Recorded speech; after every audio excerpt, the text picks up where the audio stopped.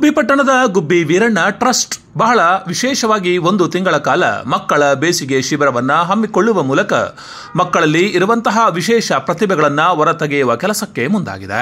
ನಮ್ಮ ಸಂಸ್ಕೃತಿ ಸಂಸ್ಕಾರ ಜನಪದ ಉಳಿಸುವಂತಹ ಬೆಳೆಸುವಂತಹ ಕೆಲಸಕ್ಕೆ ಮುಂದಾಗಿರುವ ಮೂಲಕ ವಿಶೇಷವಾದ ಅರ್ಥಪೂರ್ಣವಾದ 1 ತಿಂಗಳ ಕಾಲ ಕಾರ್ಯಕ್ರಮವನ್ನು ಹಮ್ಮಿಕೊಂಡಿದ್ದು, ಇಲ್ಲಿ ಮಕ್ಕಳಿಗೆ ಬೆಳಗ್ಗೆ 9 ಗಂಟೆಯಿಂದ ಸಂಜೆ 5 ಗಂಟೆಯವರೆಗೆ ವಿವಿಧ ರೀತಿಯ ಹಲವು ಸಾಂಸ್ಕೃತಿಕ ಪ್ರಕಾರಗಳನ್ನು ಕಲಿಸುವಂತಹ ಶಿಬಿರವನ್ನು ಏರ್ಪಡಿಸಲಾಗಿದೆ. ಡಾಕ್ಟರ್ ಗುಬ್ಬಿ ವೀರಣ್ಣ ಟ್ರಸ್ಟ್ ಆರಂಭವಾಗಿ 10 ವರ್ಷ.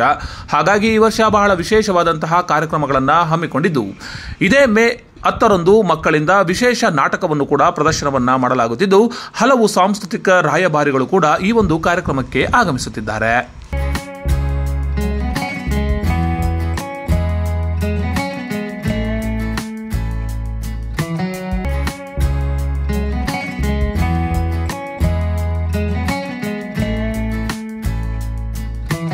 ಗುಬ್ಬಿ ಕಂಪನಿ ಅಂದರೆ ಅದೊಂದು ರಂಗಭೂಮಿಯ ತಳಹದಿಯ ಮೇಲೆ ನಡೆದಂತಹ ಎಲ್ಲ ನಾಟಕ ಕಂಪನಿಗಳಿಗೂ ಕೂಡ ಪ್ರೇರಕ ಶಕ್ತಿ ಯಾವುದಾದ್ರೂ ಇದ್ದರೆ ಅದು ಗುಬ್ಬಿ ಕಂಪನಿ ಮಾತ್ರ.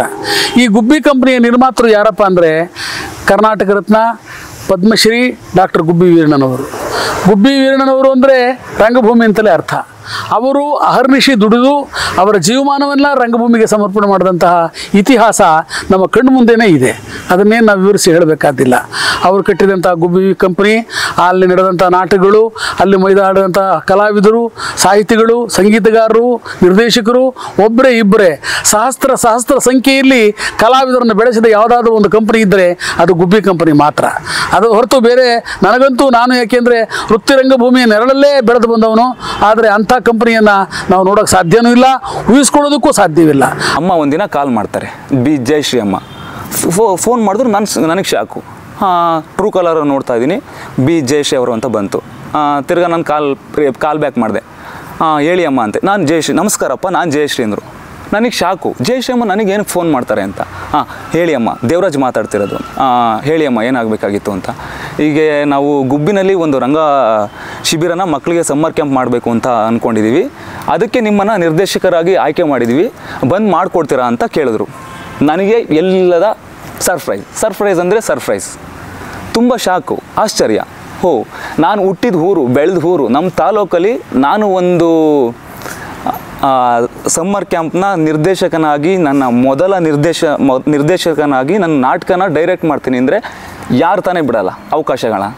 ಸಿಕ್ಕಿದ್ದೆ ಚಾನ್ಸ್ ಅಂಥೇಳಿ, ಆಯ್ತಮ್ಮ ಬರ್ತೀನಮ್ಮ, ನಾನು ಕೆಲಸ ಮಾಡ್ತೀನಮ್ಮ ಅಂತ ಹೇಳಿ ಅಮ್ಮನ ಹತ್ರ ಒಪ್ಕೊಂಡು ಅವ್ರ ಹತ್ರ ಹೋಗಿ ಮಾತಾಡಿ ಇವಾಗ ಹತ್ತತ್ರ ಮಕ್ಕಳ ಜೊತೆ ಬೆರೆತು ನಾಟಕ ಮಾಡ್ತಾ, ನಾಟಕದ ಜೊತೆ ಹಾಡನ್ನ ಕಲಿಸ್ತಾ, ರಂಗಗೀತೆಗಳನ್ನ ಕಲಿಸ್ತಾ, ಪರಿಕರಗಳನ್ನ ಮಾಡಿಸ್ತಾ, ಬ್ಯಾಕ್ ಸ್ಟೇಜ್ ವರ್ಕ್ಗಳನ್ನ ಮಾಡಿಸ್ತಾ, ಹೀಗೆ ಸಮ್ಮರ್ ಕ್ಯಾಂಪ್ನ ಹತ್ತತ್ರ ಇನ್ನೊಂದು ವಾರ 2 ವಾರ ಇದೆ, ಮುಗಿತಾ ಬರ್ತಾ ಇದೆ ಶೋ ನಮ್ಮದು.